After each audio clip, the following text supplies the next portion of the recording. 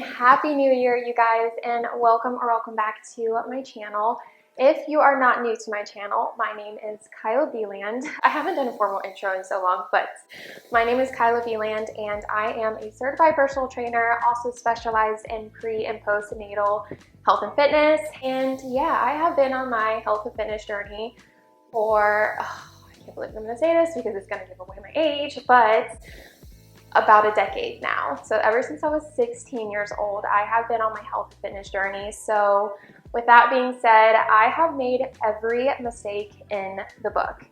I have counted calories to the point where it literally has made me want to pull my hair out. I have had unhealthy relationships with food. I used to hate going to the gym, and it took me about 7 to 8 years to finally get to the point where I not only really love and enjoy my health and fitness journey, but I not only look healthy and fit, but I feel healthy and fit. So I'm gonna just pop up some pictures on the screen of just where there was a point in my health and fitness journey where I had the abs, I had the glutes, I had what I would call my dream body, but I was just not healthy. I was struggling with gut issues, I was struggling with skin issues, hormonal issues, and so much more. So this just goes to show that there is more to health and fitness than just working out in the gym. And so with today's video, I really want to just talk about and just show y'all step by step how to start a sustainable health and fitness journey in 2024, because I just feel like everyone needs to just hop on this because it truly has changed my life. So without further ado, that is my quick little backstory, but grab your pen and paper, take some notes, because I'm literally gonna go step by step on how to start a sustainable health and fitness journey. Now, I do have my laptop up because I'm going to be referencing my sustainable health and fitness quick start guide that I created, I think almost 2 years ago now. I spent a whole year creating this, so everything that I have learned on this sustainable health and fitness journey the past couple years, I put it in this guide. It's a quick start guide. And so starting today, January 1st, all the way until January 8th, I'm pretty sure, so a whole week, it is going to be 24% off. So go run, don't walk to my website, because I'll just put up on the screen some of the just amazing reviews from actual customers that they have sent me, and it truly not only brings me so much joy because I know that this can truly change people's life, but I truly believe in it, and this is something that I wish I had when starting my health and fitness journey, and it would have saved me literally years of just making every mistake in the book. So let's first talk about what is a sustainable health and fitness journey. And this is module 1 of the guide as well. So a sustainable health and fitness journey is a journey that focuses on health as a whole. It is a journey that takes small steps rather than one big jump. And most importantly, it is a journey that leads to lasting results that your future self will thank you for. So some examples of some unsustainable methods in an unsustainable health and fitness journey is, for example, like those challenges where it says, get abs in 30 days, or lose 10 pounds in 60 days, drink a gallon of water a day to clear your skin.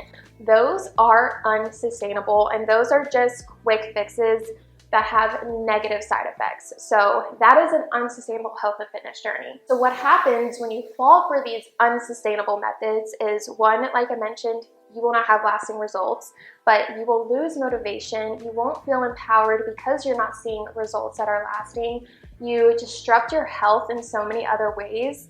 And honestly, you're just wasting so much time and energy. Now, obviously, a sustainable health and fitness journey is the complete opposite. Like I said, it's where you focus on your health as a whole, not just the workouts in the gym, not just counting your calories, so many other aspects of your health, which is your mental, spiritual, and physical health. And all three together is what I truly believe is true health. And I promise you, we're gonna get into it, but there are so many studies that show that each aspect of health affects one another. So they literally go hand in hand. So the next step to starting a sustainable health and fitness journey is focusing on your mental health.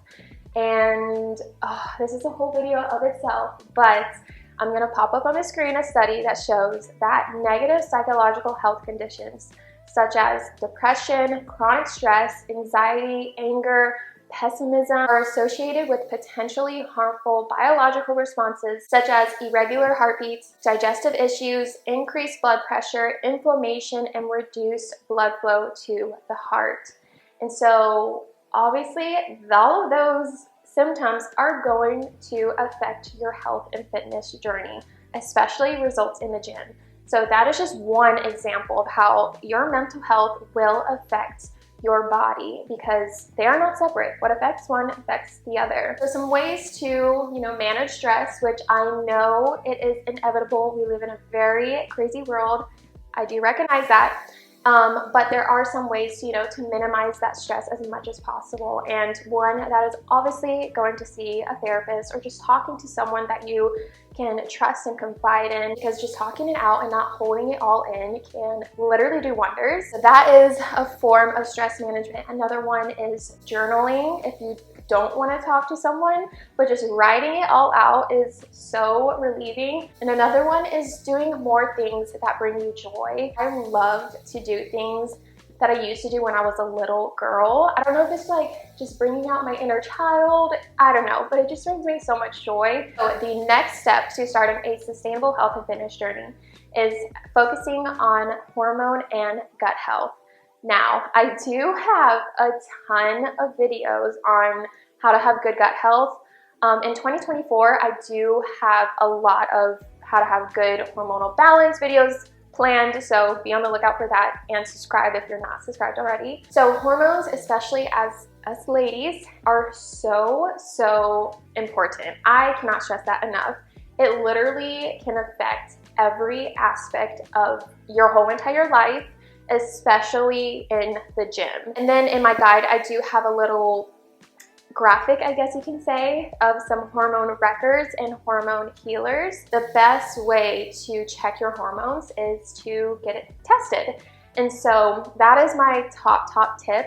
And then the next one, which I will get into later on in today's video, is cycle syncing. Cycle syncing is simply just syncing your life, mainly your workouts and your nutrition, to your menstrual cycle, because ladies, we are on a hormonal roller coaster, to say the least, throughout the whole entire month. Blood tests, cycle syncing, and then a huge thing that wrecks your hormones is stress. So going back to point number one, having good mental health will help you so much in just having good hormonal balance. Now, gut health, like I said, I have so many videos on this, but yes, I feel like a lot of people don't realize that your gut health can literally affect your fitness journey and just being able to see results in the gym. Say you have some gut issues, and that can be some digestive issues. So when you have digestive issues, you're not able to break down the food that you're eating into those micronutrients that is needed to fuel your body and to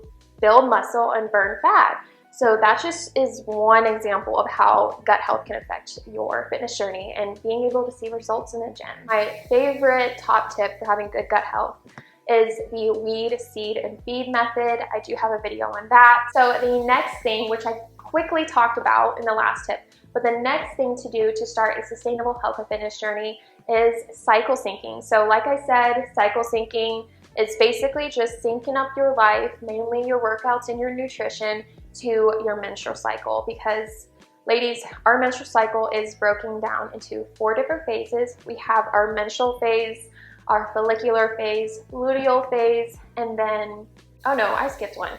Menstrual phase, follicular phase, ovulatory phase, and luteal phase. There we go. And each phase, our hormones are drastically changing. And so like I said, there are certain times of the month where it is so good to do those high intensity exercises because your body can handle that extra stress, which is mainly during your late follicular and ovulatory phase. But when you are actively bleeding, so when you're on your period, that is a huge internal process. So you want to be able to give your body rest, give your body grace, because if you put all that added stress on your body when your body's already going through a huge internal process, literally just do more harm than good.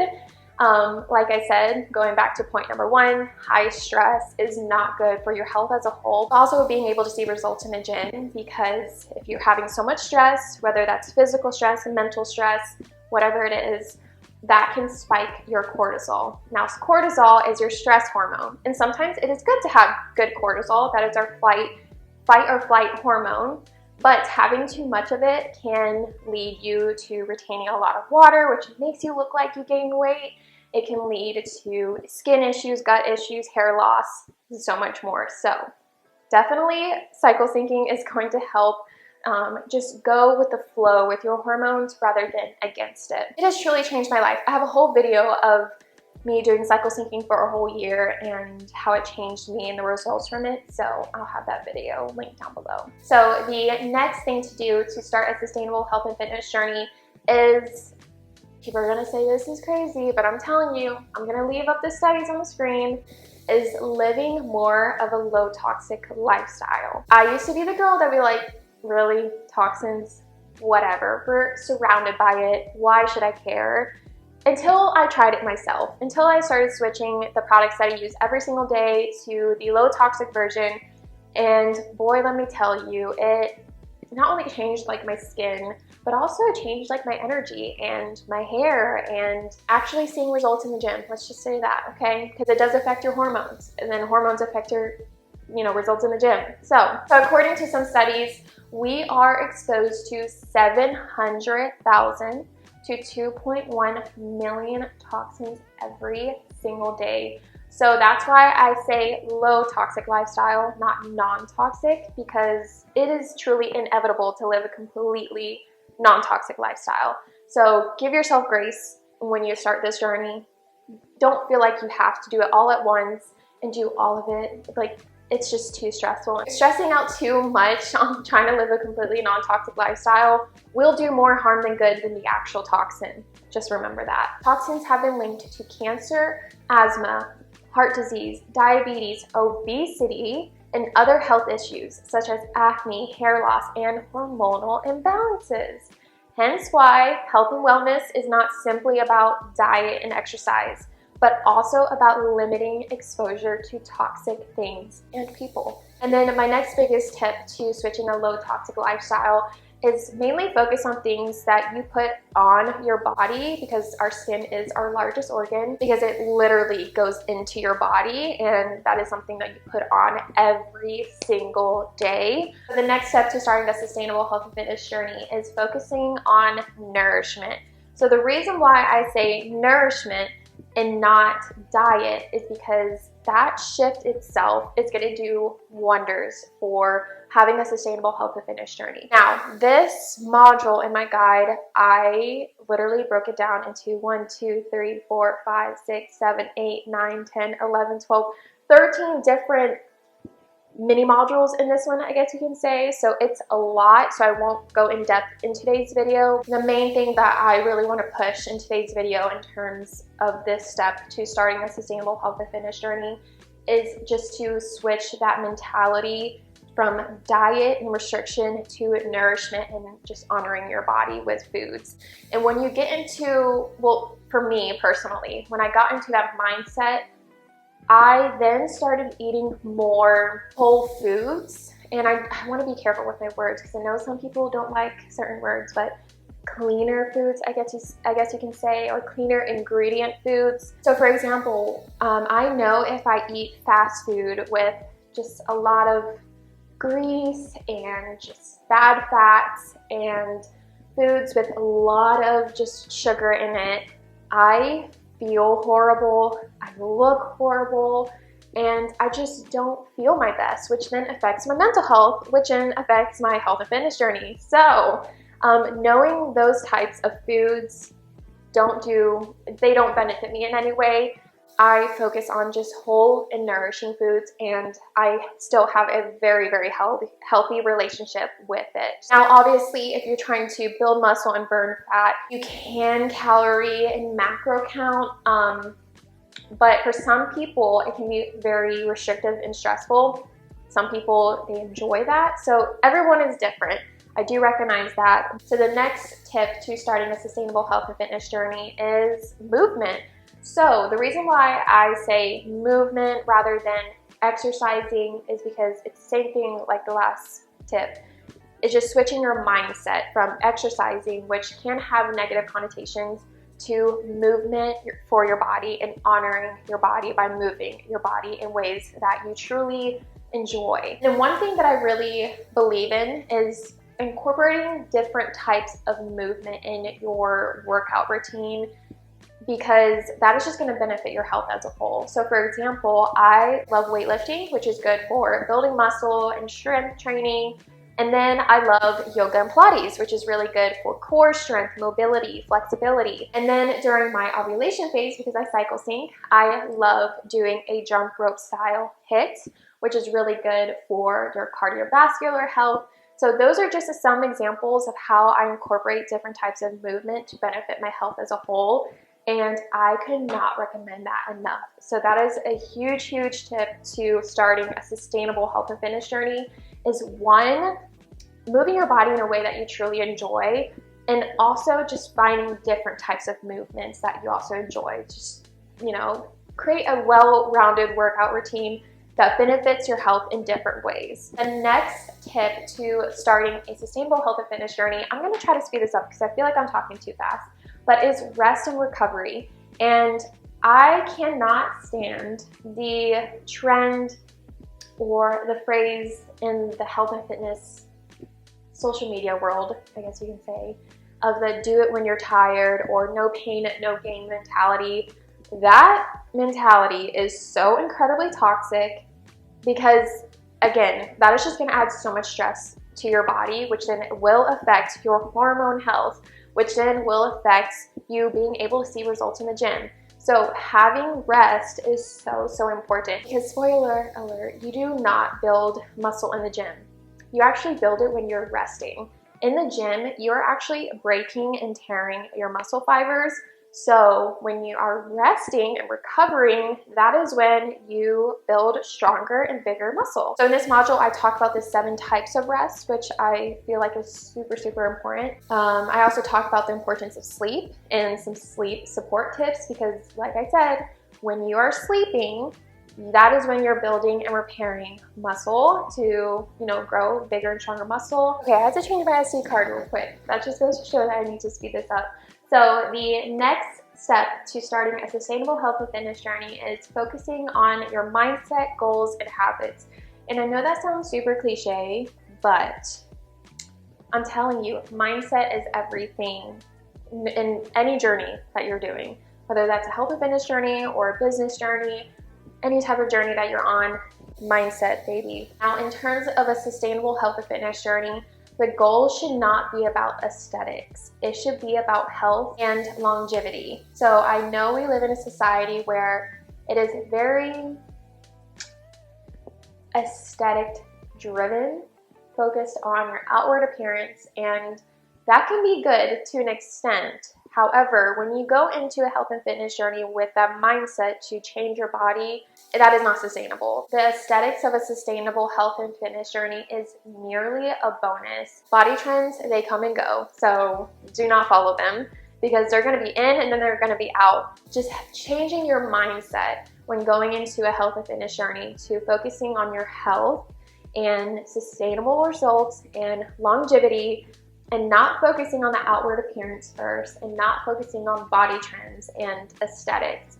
I promise you, it's gonna give you a confidence like no other. I give an example. Some mindset swaps are big muscles to strong muscles, 6-pack to strong core, big glutes to strong glutes, smaller waist to fat loss to improve your health. So those are just some mindset swaps that are going to help you so, so much on starting a sustainable health and fitness journey. So mindset, and then goal setting. So a study in the British Journal of Health Psychology found that 91% of people who planned their intention to exercise by actually writing it down when and where they would exercise each week end up actually following through. And then on the other hand, people who only read or listened to motivational material about exercise but did not write it down when and where they would exercise showed no increase compared to the control group. You actually need to list the specific steps that you need to do to achieve those goals. And I promise you, you have a higher chance of accomplishing them. And then habits. Simple as this, consistency is key. And I don't know where people got the whole, it takes 21 days to form a habit. It is actually 2 months, so approximately 66 days before a new behavior becomes automatic. All right, so the last step to starting a sustainable health and fitness journey is to actually create a game plan. And this kind of goes back to the goal setting and actually writing it down. I know in all of these steps that I talked about, there's just so much information and so many things to do, and it can get super overwhelming. But I want to encourage you to not feel overwhelmed and to be empowered and to feel excited to focus on your health as a whole. And so in my guide, I actually broke down each module and the main steps to accomplish each module. This is a very quick start game plan that I have in this last module. So I definitely recommend making sure you don't miss out on that, because that is exactly something that I wish I had when starting a health and fitness journey, because like I said, it would have saved me years of just mistakes and skin issues, gut issues. I would have seen more results in the gym and so much more. And yeah, if you have any questions, comment down below. Yeah, again, Happy New Year, and I will see you or talk to you in the next video. Bye guys.